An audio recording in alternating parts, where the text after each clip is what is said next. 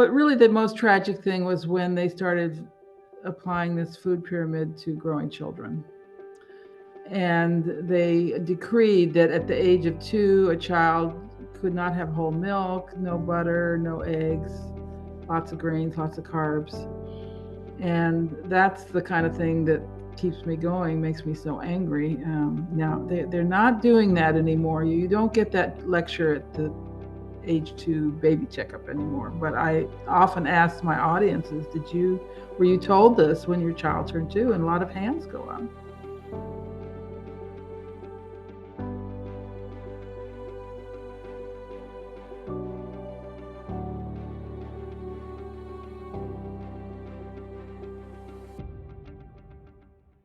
I had the pleasure of interviewing the incredible Fallon Morell, founder of the Weston A Foundation and author of Nourishing Traditions, a best-selling cookbook that sparked a global movement. Sally also knows all about the problems with germ theory and virology, which is why she wrote The Contagion Myth with Tom Cowan. Whether it's pharmaceuticals, vaccines, herbicides, or contamination of our environment, it's a safe bet that Sally has spent some time looking into the relevant research. In this video, Sally shares her journey over the decades from English teacher to health and food freedom pioneer after discovering the work of Dr. Weston Price. She discusses how dietary choices from pregnancy and infancy shape our dental and general health in ways that most people have failed to recognise. A lot of ground is covered in this interview, and you are bound to pick up some new wisdom in your quest for true health. Thank you, Sally, so much for coming on my channel. It's an honour to finally speak with you. Well, it's an honor to be on your channel and meet a fellow wave maker. And we've watched your work from afar for many years. So I wondered if we could go back quite a wee way into your childhood, because I'm really interested about you and about your background for the audience to know, was the Weston A. Price Foundation principles, were they there from when you were a child, or was this something that happened as you happened later? Not at all. I was very fortunate, however. My mother was a wonderful cook, and she always used butter. She never used margarines or shortenings. Now, she did use Crisco for the pie crust and the fried chicken because she thought that was lower class to use lard. But she always used butter. And however, we children grew up with health problems that my parents didn't have. And I remember my father sitting at the table and saying, you know, your mom and I have naturally straight teeth and perfect eyesight. How come all you kids need braces and glasses? Well, we didn't drink raw milk like they had done. We didn't get cod liver oil like everyone in America got before the Second World War. We weren't eating liver every week like people had done before the Second World War. And so our diet, although probably pretty good compared to the American diet of the day when everyone was getting into processed foods, was not as good as my parents' diet had been. And of course, I answered the question when I read Dr. Price's book. That was when I was in my 20s. And very fortunately, and raised my children on these principles, a very nutrient dense diet. And they got cod liver oil, and I couldn't get raw milk at the time, but none of them needed braces. So we reversed it in one generation. Now they all need glasses, but it's not as strong a prescription as I had. And if they continue with this good diet, their children will not need glasses. And for things like vaccines and that, did you have vaccinations when you were a child? Well, that's very interesting. I had a smallpox vaccination, and I was so angry at my mother for doing this to me. I screamed at her and screamed at her, and I had a reaction. I kind of incoordination and so forth. And so she never took me to the doctor again for a vaccination. I was so upset about it. And when I was about 12 years old, it was a Saturday, and I went off to an art class, which was across the street. And when I came home, my little 2-year-old brother, my mother said, come in the bedroom. And she had him in the middle of the bed, and he'd shrunk to half his size. And she said, the ambulance is on its way. She said, I just don't understand. I took him to the doctor yesterday for his polio shot, and they said he was the picture of health. So he did survive, and he didn't become autistic or anything like that. But I'll never forget her standing there crying and saying that. And for that reason, I mean, it's so interesting what happens to you and the effects. For that reason, I never vaccinated my own children because I saw what this vaccine had done to my brother. Now, my mother never got the connection, and nobody else in the family got the connection. But when it came time to vaccinate my children, I remembered that scene of my brother on the bed. It was just horrible. He had meningitis, of course, from the vaccination. Wow, I didn't know Yeah, that. I can imagine it would have been a huge impact on you. And yes, and touching on you're a creative person from what I understand is you're fluent in a few languages. Is that right? Spanish and French. Yes, yes, So you got a bachelor's degree in English with honors, was it yeah, from Stanford, and yeah, a master's degree in English with high honors from UCLA. yeah, yeah. And I was going to go into teaching. I love teaching, and then I mean, I never dreamed that this would happen to me. It's like the universe said, I don't care, you're going there, okay? So I stopped teaching to raise my family. I had 4 children. And I was reading Dr. Price's book, and of course, I love to cook, just like my mother. And when my youngest went to school full time in kindergarten, I had more time. And this idea took hold of me that I should write a cookbook that put the work of Dr. Price into a practical form. And I could not shake this idea. It's like it grabbed me by the neck and it wouldn't let go. So I started to write this book, and there's a lot of eye rolling. Oh, mom's writing a book. I showed them. Anyway, it came out in '96, and the second edition in '99. And I really didn't know what I was doing. I self-published because no big publisher would take it, and started my own company to publish it, and didn't know what I was doing. I didn't know how to do PR or anything, but it got on Amazon, and uh, the the word of mouth about the book was so different from any cookbook out there. First of all, because it was using a lot of butter, but also the grain recipes were all properly prepared. I had lacto-fermented foods in there, lots about broth, and it was just, there was nothing like it out there.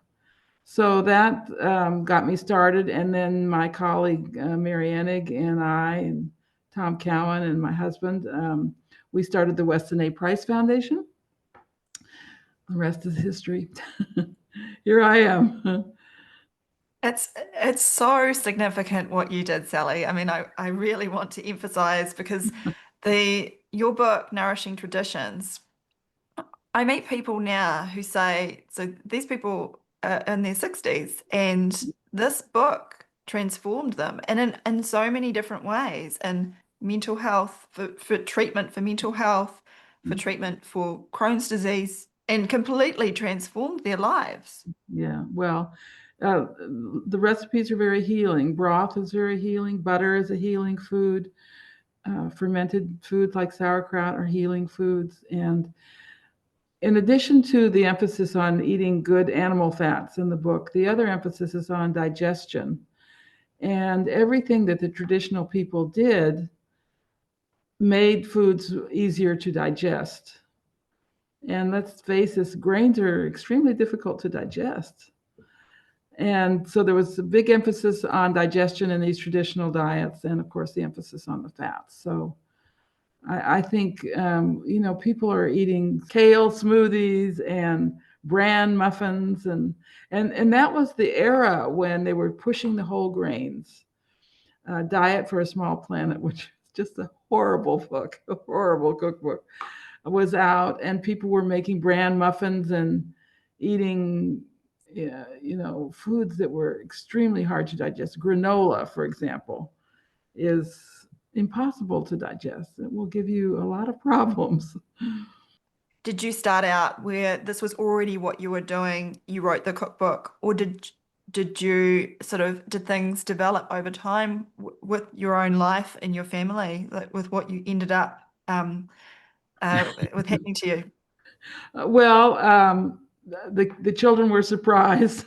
they and they talk about the years when I was writing the book and all these weird things on the kitchen counters and foods I made them eat. And if they didn't like the foods, they didn't go in the book. So I also read a really nice story of something where you were teaching a class. Is it with you took over a teaching for some younger children to how to cook, and is that right?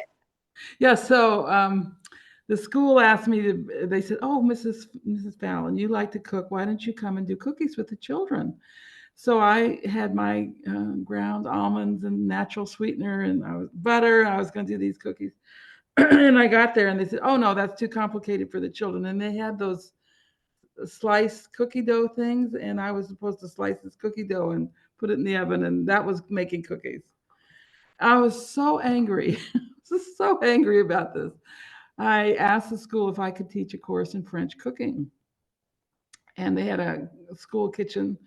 So I said to myself, I'm not going to make anything easy. We're going to do reduction sauces, and we did salmon with sorrel sauce, and I did, real pie crusts. And anyway, the kids just loved it. I had a class of about 10, and they loved the class. They ate everything. And I made a little notebook for them with recipes. And that was kind of the genesis of Nourishing Traditions. Our upcoming conference, which you and Mark will be at, one of the lectures is by a woman who's teaching cooking in a high school. And same thing, she's not holding back. They're doing sourdough bread and sauerkraut and all these things. And she has a waiting list of 300 children. There's a huge need for this and desire to learn these things because everything about food has been dumbed down deliberately. Yeah, that's a really good point that you make, Sally, and you can see that throughout society of this isn't, you don't need to know this. It's a waste of time. Yeah, you go out and work and get the TV dinners and put them in the microwave. How old were the children that you were teaching? They were in the fifth grade, so that's about 11. There you go. Amazing. And they loved it. They ate everything. And my kids are kind of picky, and these children, they loved everything. Let's talk about setting up of the Weston A. Price Foundation. And for anyone that doesn't know about the Weston A. Price Foundation, you need to know about this. It is the most amazing resource, and it's the number one I refer people to. Tell me how did this come about? This is a huge what you've set up and your mission. Well, I had a mentor, Mary Enig, who was a PhD in lipids, and she's the one who helped me write the introduction to the book. And we both said, we can't just stop at the book. Research is always coming out. We need to keep reminding people.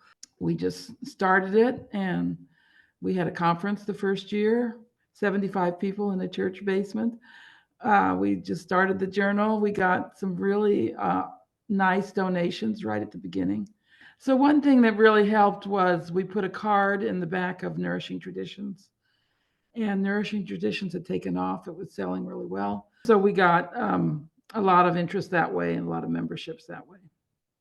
So yeah, it really was a grassroots organization. Well, in the same time, we set up a campaign for real milk because we wanted to make raw milk more available. Here we're telling people to eat these foods, but they couldn't find them. So we started that campaign, and we just have been patiently working in each state to liberalize the laws. When we started, there were 27 states where the farmers could provide raw milk, and now there's 47. So we've added 20 states. And we also have a very active chapter system. And let's just say you're looking for pastured eggs or pastured meat where you live, you call the local chapter and they keep a food resource list. So it's not just about teaching people about the food, it's making it available. On some level, when I see you, you're the archetype mother and grandmother, Mhm. and everything you've done has been out of what I see as out of love and having that drive to help people. But when you say children, this is really what our emphasis is. It's just heartbreaking to see what's happened to our children, even if they aren't overtly injured by the vaccines and the horrible diet. We see children who are just plagued with allergies, asthma, rheumatoid arthritis in children. Cancer is the number one disease of children today. It's just horrifying what we see.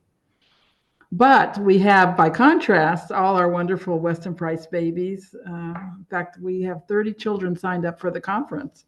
We have a children's program, and It is so remarkable. Yeah. And I love that you can, as one individual, what you can do to well, I've change the had lots trajectory. of wonderful help. I've had lots of help.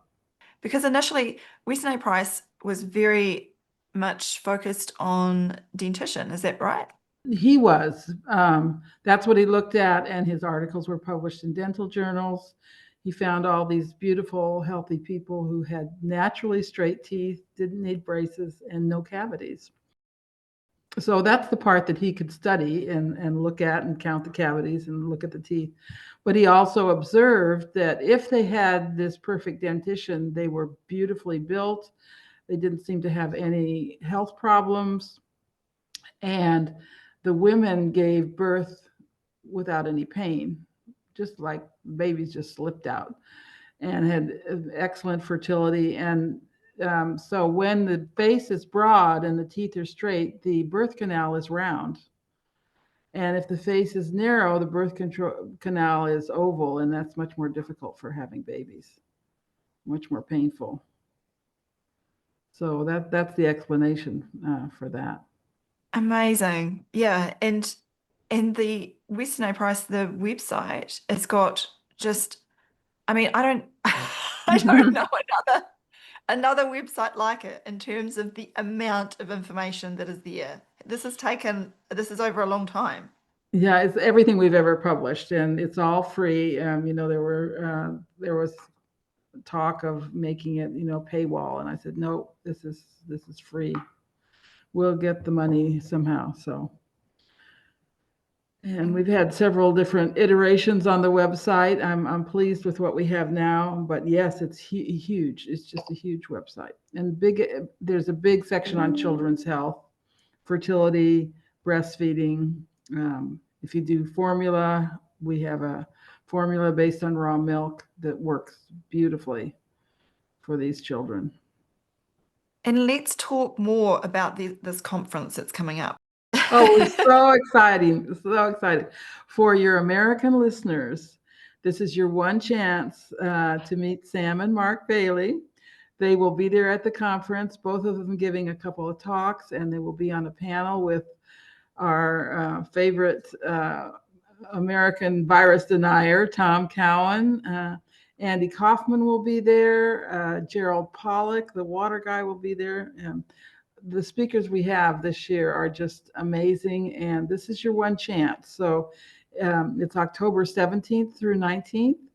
And the website for signing up is wisetraditions.org. Wisetraditions.org. The reg includes 5 delicious Nourishing Traditions meals, and we just have a great time at this conference. But don't delay because we're almost out of tickets that include the meals. So if you're interested in coming, go to wisetraditions.org. Thank you, Sally. I'm so glad to bring this up because for us, for Mark and I, it's such a privilege because we've had a lot of invitations to go to conferences before, but yours is the only one. It's the Your best. US fans, this is their only chance. Yeah, and like you say, the wide variety of topics that is covered is it's huge. I don't even know the logistics of how you organize people to come with such a wide I don't variety. I don't either. Yes, and we have 4 tracks every day, and or 3 or 4 tracks, but usually 4 tracks. And one track is a kind of practical track because some people they just want to know how to do it, not they don't need to hear all the speakers. So we have a track on making broth and using it in your cooking. We have a track on fermented foods. We have a track on making bread. We have this track on teaching cooking in the high schools. So we have a lot. We have a homeopathy talk.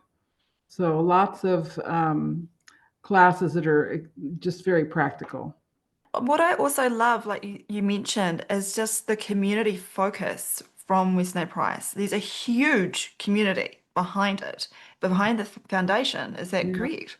Yes. Now we've had a hard time staying on social media. We're kicked off of Facebook. So, but we're on Instagram and we have a members only Facebook page. So that's a good reason to be a member. And yeah, we have, it's kind of Weston A Price light. We have to be very careful what we say. We don't usually mention the big V word. We do have some lively goings on social media. And I mentioned memberships. We do have overseas memberships. They're $50, and you get our journal, old fashioned in the post journal, and become a member of our community.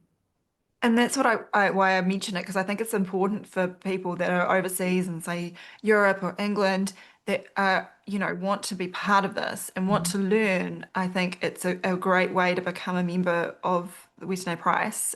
And I did want Yeah, to mention we have 6 or 8 chapters in New Zealand. I think New Zealand has the highest membership per person of any country. really. Yes, I mean you're a small country, but and it's maybe even the most chapter leaders per person. But yeah, so if you go to our website, there's a tab for chapter leaders, and you can find your local chapter there. Yeah, and because that actually segues nicely into, I wanted to ask you because in New Zealand versus the States, a lot of food is pasture raised, and this is what interests me is obviously because this is a big thing is yes, you can be having food, the right food, but what are they eating? Is it coming from pasture or is it coming from grain? This is very different in the States. The only thing that's I have to smile because in New Zealand, when you see cows on pasture, it looks like they're on lawns. You I think you do a lot of rye and a lot of guano and fertilizer on your pasture. Yes, Yes. definitely. Whereas that's not so much in the States. Our pastures don't look nearly as tidy and nice as New Zealand pastures, but we basically count on the manure of the cows fertilizing. So I don't know. I mean, we've put minerals on our pastures. We did it once, but we're not putting fertilizer on. Sorry, what I meant to say was the focus, I guess worldwide, it's for us, it's very normal that it's pasture raised meat. Yes. Um, but it's not like that. And for many different types of animals, pigs, cows, Yeah. sheep, that they're Chicken. raised in chickens, they're raised in barns. They never Yes. go outside. They Yeah. never see No, the sun.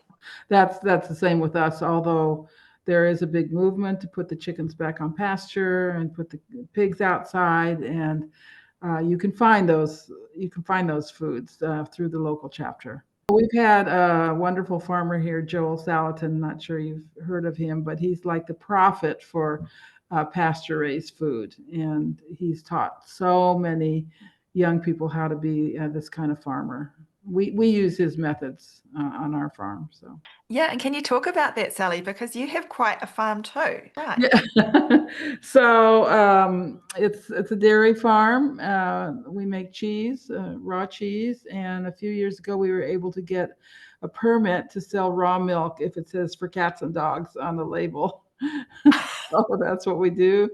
And the whey from the cheese, and we also do cream for cats and dogs. So the whey and the skim milk go into a tank, and we take that out to the pigs and feed the pigs with them. Also, we put it in the chickens' feed. So it's like this, everything works together. Amazing. And I assume you don't vaccinate or No, drench or use anything like that? we don't do anything like that. Now, the drenching is mostly for sheep, then we don't have sheep. But Yeah. we don't do anything like that. And it's interesting that every state is different, and the state of Maryland has not ever brought up vaccinations. So I haven't asked the question. I don't dare ask. But some states, like the state of Vermont, you have to vaccinate your cows for TB, or you can't sell the milk. It's just part of the law. So every state's different, but we're very grateful we don't have to do that here. By the Um, way, the conference is in Utah, and Utah has excellent raw milk laws. It's very open. And on Thursday night, which you and Mark will be our guests at, that we have a fundraiser for raw milk. Or and it's not a fundraiser; it's a celebration for raw milk. I can't wait. I can't wait, Sally. Yeah. I can't even tell you how excited since you asked us to come. It's just been something I've been talking about a lot. What have you, what has been your experience over time through this process? Have you noticed changes, good or bad? What have you Well, observed? that's interesting. So I just spoke to a group about this the other day. So we have a little market called Food Lion. It's a national chain, and our little town here is very rural. It's not even chic rural. It's we'd call it redneck rural. And yet, in this market today, you can buy pastured eggs, truly pastured eggs, pastured Irish butter. You can buy kombucha. You can get some grass-fed beef, and you can get organic food. And that's just in this one little market. That's huge progress that you can find these in this kind of markets, not the big, upscale markets. In milk, we've made huge progress. There's only 3 states that don't allow the sale of raw milk, and raw milk consumption has really increased a lot. On the vaccination front, we seem to have gone backwards. It used to be only 2 states wouldn't allow a religious exemption, and now it's 5, including California, New York, and Maine. So really big states, Connecticut. That's a terrible thing. And what happened is people just left the state, or they took their kids out of school and did homeschooling. Yeah, that's interesting because sort of on that front, I assume you were, but going into COVID-19 that time, Mhm. what did you see it coming? Well, Tom and I wrote the book, The Contagion Myth, and we did it in about 2 months. It was such a timely thing. So we saw these coming. I couldn't have predicted that it would be so. They try to be so strict. Now, unfortunately, I'm not working for a big company, and I told my employees, you may not get a vaccination. We will not allow it. And they were very pleased about that. But most people were really trapped, and people in the armed services, many left because they didn't want to get the vaccination. Definitely, and did you see that this is for us, 2020 was a huge wake up in all sorts of Mm, areas. yes. Have you noticed that yourself? And Yeah, I mean, it really opened the eyes of a lot of people. Now, when they do their surveys, they find 50% of the respondents say they would either forego vaccinations entirely or delay them for their children, whereas that number was 20% 5 years ago. So a lot of people have woken up, but at the same time, there's still people going out and getting their boosters. I can't understand that. Yeah. I guess you can't help everyone. You can't help Just, everyone. Yes, yes. and what about for your kids? How do they view and for your grandkids? Very proud. My kids aren't vaccinated, and I have 5 grandchildren, and they're not vaccinated, not one of them. And they've all grown up on raw milk and cod liver oil and butter and eggs. And I'm very proud of my children. They may have done some eye rolling, but they followed my example. And that's the role of the parents, to set this example of how to eat.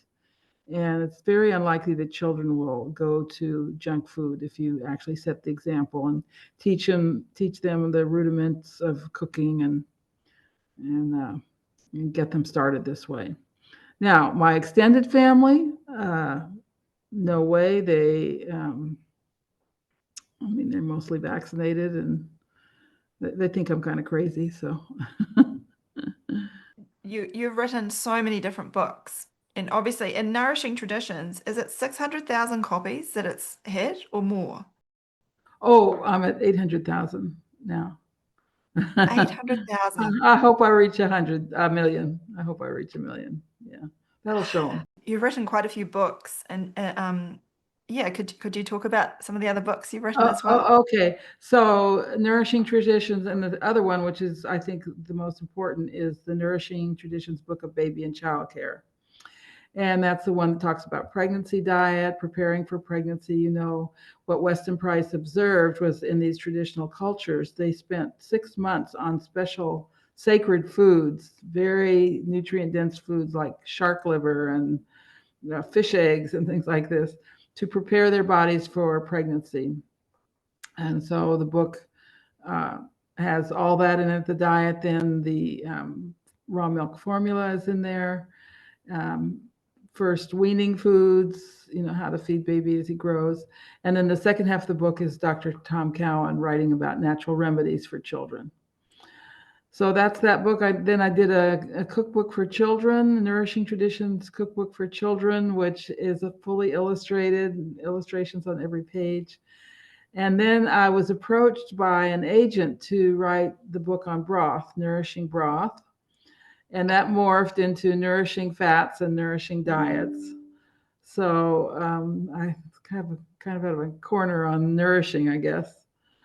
But I was very pleased that the publisher of those 3 books allowed me to have my artists do the covers. So they all kind of look alike. Yes, because I wanted to comment on that, Sally, because I love the artwork. It reminds me of just again this like a storybook. Is that how it was designed or? Well, I was working on the book, and I knew I wanted a kind of unusual cover. I kind of had it pictured in my mind. And I went to pick up my youngest son one day, who was playing with a friend, and I walked into the apartment of the mother, and her walls and everything were covered with all these wonderful paintings and drawings. And I said, "This is it. You're the one. I want you to do this cover." And she's done all of my covers ever since. She's really a kind of a brilliant illustrator. They have a sort of a Persian feel, like a illustrated manuscript. Oh, I really love them, Sally, and I think it speaks to your personality. You gave me shivers when you were describing the finding how you found the Yes, illustrator. I think yeah, that's yeah. completely meant to be. Everything about that book was meant to be. Finding Mary Enig was a perfect mentor for me.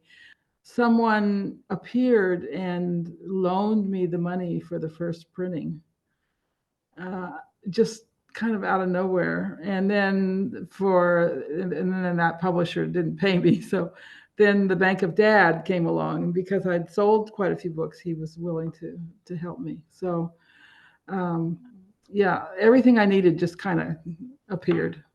Yeah, incredible. And yeah, I think Sally, as an individual, you've started. I mean, it's a movement, really, just Yeah. of others bringing people to what's real and, like you say, the traditions of what I think has been lost. But you've managed to scoop it all up and say, this is what we can keep going. Yeah. Well, Yeah. I just kept asking myself. So Dr. Price didn't talk about the preparation of grains and the fermented food and all that. He was just looking at the vitamins and minerals and the fats, the organ meats, and so forth. But I said, well, if I'm going to have grains in here, uh, we've got to make them the way people used to do them. So there was a man named Jacques de Langres who had the Celtic Sea Salt Company. And I had several conversations on the phone with him where he was telling me about sourdough bread and sauerkraut and things. He was a huge influence on the book. Because I assume you're learning all the time still. What have been the if you could summarize, and maybe this is a hard question, but if you could summarize the real um, game changers for you in terms of your learning of that you've been able to implement for your own family? Well, I think the biggest change since the book was published was that we finally figured out what Dr. Price's X factor was. It was this third vitamin. He didn't know what it was, and the way they did tests in those days was with iodine to see if the color changed and turned purple. And there was this other vitamin, and it was in the high vitamin butter oil, and it was in some of the foods that the traditional people ate. And I got an email one day from somebody I didn't know, and they said, I think Dr. Price's X factor is vitamin K2. And that paper from Holland had just come out about how K2 protects against heart disease and prevents calcification of the arteries and so forth. So I sent this email off to Chris Masterjohn, who was writing for us at the time, a brilliant man in nutrition. And about 3 weeks later, I get an email from him, and he said, this is it. It all fits. So we now know what the X factor was. And of course, lots of research has been done on vitamin K2 since then. So that for you was a real everything clicking together. Yes, yes, yes. Now it's Yeah. interesting. Where do they find K2 in butter and cheese and egg yolks, and they find it in lard. And so in that paper that came out, the Dutch paper, they said, well, it's in all these foods, but we can't recommend these foods because they cause heart disease. Just shows you how wedded people get to their fixed ideas. But I have to say, even my own observation, I worked for a long time in lipids, Oh, diabetes, oh, heart. you did, yeah. That was my background in research, not really, but that's where I came from. I can see, I mean, even food pyramids, it was still what we would be teaching, diabetic patients, the Yeah, traditional, eat but all these people, carbs. Yeah, but it's changed. Like when you mention the food pyramid being wrong, people are much more willing to engage with that than yeah. they were, say, even 10 years ago. But really, the most tragic thing was when they started applying this food pyramid to growing children. And they decreed that at the age of 2, a child could not have whole milk, no butter, no eggs, lots of grains, lots of carbs. And that's the kind of thing that keeps me going, makes me so angry. Now, they're not doing that anymore. You don't get that lecture at the age 2 baby checkup anymore. But I often ask my audiences, were you told this when your child turned 2? And a lot of hands go up. And this is genocide. It's truly genocide. You can't reproduce if you're not getting animal fats. You can't make sex hormones without vitamin A, and we get that from animal fats. You need cholesterol to make the sex hormones. Vitamin A is critical for the development of the fetus. And even if you do get pregnant but don't have enough vitamin A, you're going to miscarry even before you know you're pregnant. Going from that, Sally, what do you think is the most important messaging that you feel that needs to get out there for upcoming generation? Eat butter. I mean, it's the one thing you can do to When you say eat butter, you're getting an animal food. And butter is our best source of vitamin A. It also has vitamin K, it has vitamin D, especially if it's grass fed animals. And if you're eating butter, you're not eating the spreads and the margarines, which are horrendously bad for you. I love how simple it is, Sally. It's And so simple. by the way, we can get New Zealand butter here now. It's called Lewis Road butter. Do you have that brand? Yeah. Yes. No, it's not raw butter, but it's a good butter. The one of the most satisfying things I've learnt to do in the last year is making my own raw butter, and I couldn't Uh, believe how easy it was. yeah, yeah. I used to do that too. Now I can get it. So yeah, What excites me though, Sally, is like I say, is the simplicity of what particularly yourself, Weston A Price Foundation as a whole teach is that it doesn't need to be complicated to change your no. life. Make your own salad dressing. Use butter. Eat real food. You can enjoy bacon and eggs for breakfast. It's a delicious diet and it's very satisfying. I think people need to realize if they start off the day with coffee and a pastry, which is the way most Americans eat, you're starting the day with a diabetes starter kit. What do you want to happen? What do you want to come about and for the rest of your time? On this earth. Well, I Yeah. would like to finish the sequel to Nourishing Traditions, and I would like to see our membership get up to about 50,000. We're only about 17,000 now. I'd like to see those last three states legalize raw milk, and actually, I would like to see raw milk in stores for sale in stores in every state. And we've got to solve this vaccination thing. We just have to make it absolutely a personal decision for you and your children with no repercussions if you say no. And we need to take away the financial incentive for the pediatricians to be vaccinating. They get money for vaccinating. It's absolutely dreadful, and I think hopefully as well that with COVID, more people have seen that of Yes. the financial incentives. Yeah. I've heard of a number of women miscarrying, getting the. Can you imagine giving a COVID vaccine to a pregnant woman? We have really lost our way if this is happening. Yeah, because the other avenue I really see that's missing is the mothering aspect, is this Yes. loss of the tradition that have been passing down. It's been interfered with, and the interference goes between the child and the mother as well. Yes, although I mean, I see lots of affectionate parents. These children are so special if they can possibly get pregnant, but there's so much ignorance about what to feed them. I mean, you would be shocked if you saw the baby food for sale in the supermarkets. It's a fruit with no fats. It's just like pure sugar, and it's either in plastic or aluminum. There's a few things in jars, which is what it should be, but you used to be able to get liver for babies, egg yolks. None of that's available anymore. And I guess in terms of combating that, it's helping spread the message of Weston A Price.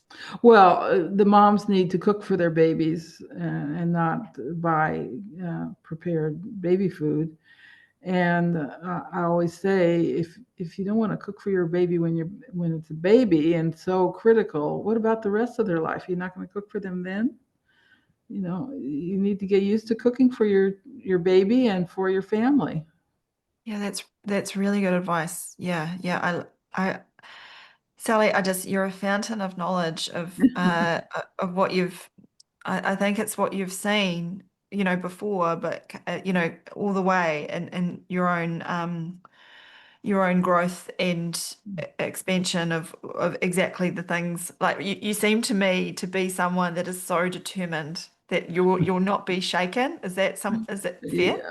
Well, I'm single-minded for sure, and what we're seeing happening now, I've always called the natural selection of the wise, because the people who are wise about how they eat and who get back to the kind of diet that supports good health in human beings, they will reproduce. and they will reproduce children who can really think for themselves, who are healthy, who would obviously steer clear of vaccinations and processed food. Excellent. And just a reminder again, so for the Wise Traditions Conference, how do people register to come? Okay, And so it's October 17th through 19th. And on the Thursday, the 16th, we have this raw milk celebration. It's in Salt Lake City, Utah, very interesting part of the world. And the website is wisetraditions.org. You can register there. It has information about the hotel. We do room share if you're looking for someone to share a room with, ride share, all kinds of things to make it easy for you to get there. But for your American listeners, this is their one chance to meet you and Mark. and for people that can't get there, that might be overseas, elsewhere, will there be? There's live streaming. One talk every hour is live streamed, so you can buy the live stream, which of course is much less expensive. And then every talk is recorded, so you can actually buy the recordings after the conference. Yeah, and I would encourage people to do that if you're not able to come. I mean, I'll be Yeah. disappointed because I want to give you a hug. But it would be, yeah, for those that are too far away, that's a great practical option. And how do they get that? Would that be to go to the wisetraditions.org website? Yes, so that's at wisetraditions.org. So there's a live stream option when you register. Excellent. Okay. Well, we are so thrilled to be coming, Sally, and to finally meet you. Likewise. Thank you so much for your time and for everything that you've been doing. I think you really are a trailblazer for so many. And no, I get people, honestly, they reach out to me and tell me.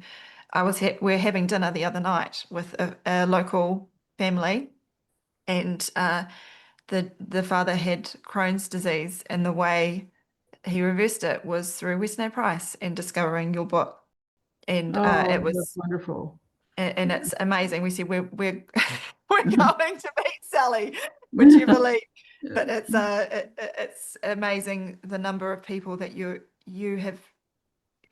work has touched. Thank you. Bring your Kleenex. Okay, well, thank you, and we'll see you soon. Thanks, Sam. If you enjoyed this video, please visit supportdrsam.com.